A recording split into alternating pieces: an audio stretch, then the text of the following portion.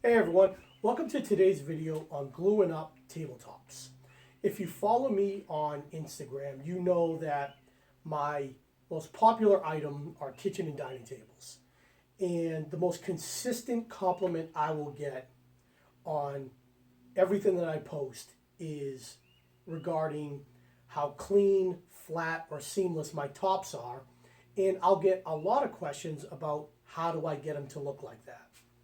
So I wanted to do this video to share with you the process that I go through to get my tabletops look the way that they do.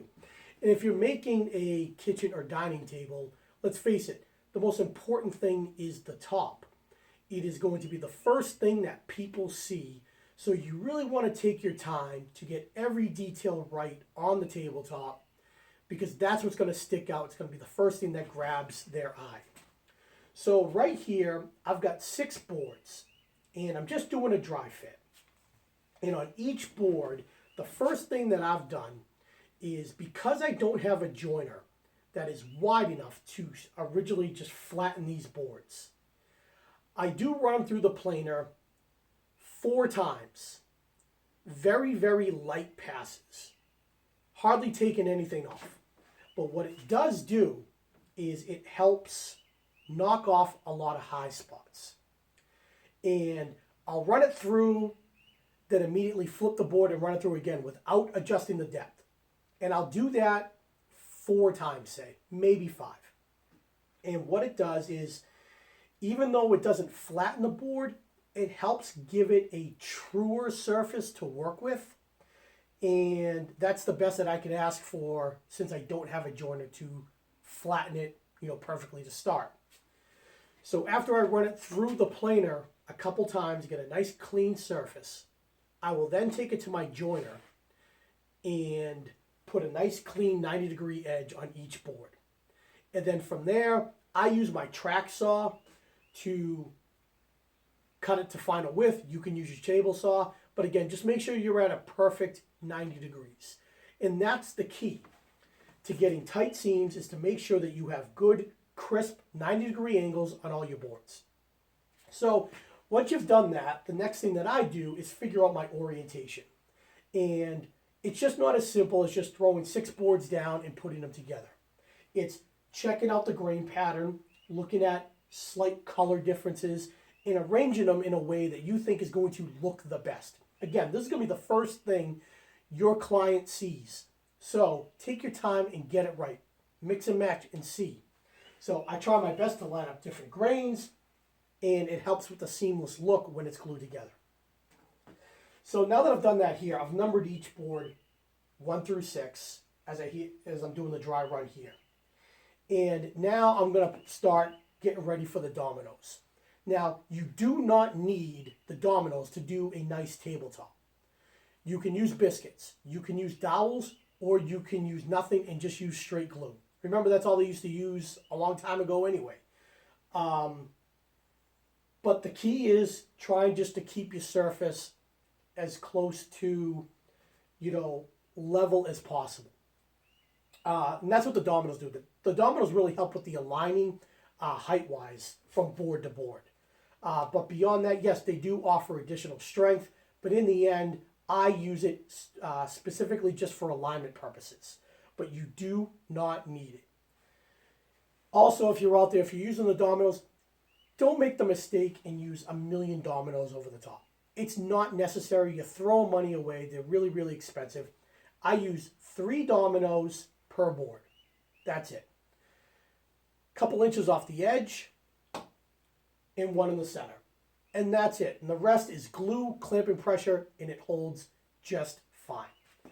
So now that I've got everything settled where I want it, and I've got a good dry fit and the seams look good, I'm going to set up for the dominoes and take you through that step. So let's get to it and let's get this tabletop glued up. Hey guys, so I'm getting ready to do the dominoes. But before I did that, I just wanted to offer a quick tip. If you're someone like me who works in a garage shop or just a really small location where space is a premium for you to keep working, what I do is I bought this craft paper and I've laid it over my table base. And I've got a couple scrap pieces to raise the top a little bit. So now what I'll be able to do is I'll be able to glue the tabletop on top of this base. The paper is going to stop any glue drips from getting on the table base. And then I'll have this area all set, done, and I can get to the other side where I can continue working. So I highly recommend it. It's cheap stuff. You can get it anywhere at Amazon for like, I don't know, 10, 12, 15 bucks or something. And again, it just allows you to kind of work in this location and not have to glue up somewhere else, and then you're sitting around waiting before you have to get to your next project. So highly recommend it. So now that my boards are numbered, my lines are laid out, let's get to making some dominoes.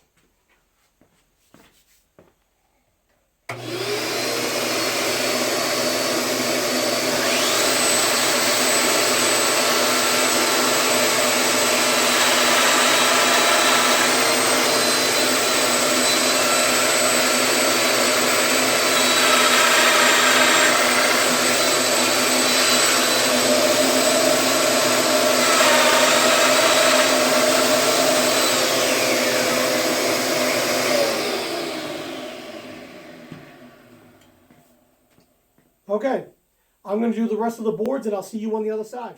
All right, so now I got all the dominoes in. As you can see, just 3 per board. And I've got all the glue here on the surface. And now I'm ready just to piece it together and get ready to clamp it up. So let's start laying the boards down and see where we stand.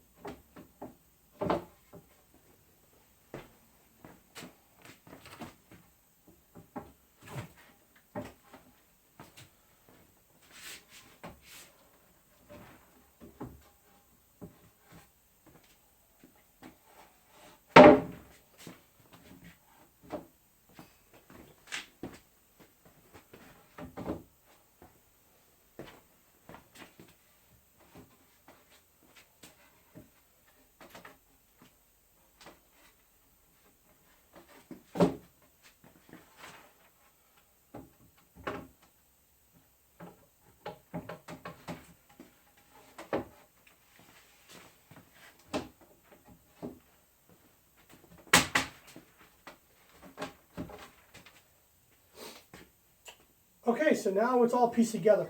What I love about the dominoes, as you can see, is that once you kind of get them in there a little bit, you don't have to worry about going back and adjusting boards as far as height. You run your finger over, and the difference on the surface is pretty close because the domino helps with that height alignment. And also, even though I have these now overhanging, when you're gluing up, you don't have to worry about like a board falling off as you would, like, say, like a biscuit. So, you know, even leaning on it right now, it's not, you know, it's not clamped up. They still don't go anywhere. So the dominoes really help with the stability part gluing up. It makes that process really, really easy. So that's it. So I'm going to get some clamps on this right now and let this sit up. But as you can see, you know, the craft paper is going to do its job catching all the glue. And now I can head to the other side and start on another project while this is gluing up. So I really hope that you enjoyed this video and maybe learned a little something or something that you could try a little differently. You know, like I said, starting with running it through the planer, light passes to take off the high spots, you know, to then the jointer, to your track saw, to your glue ups, and checking your grains to see how well they match up.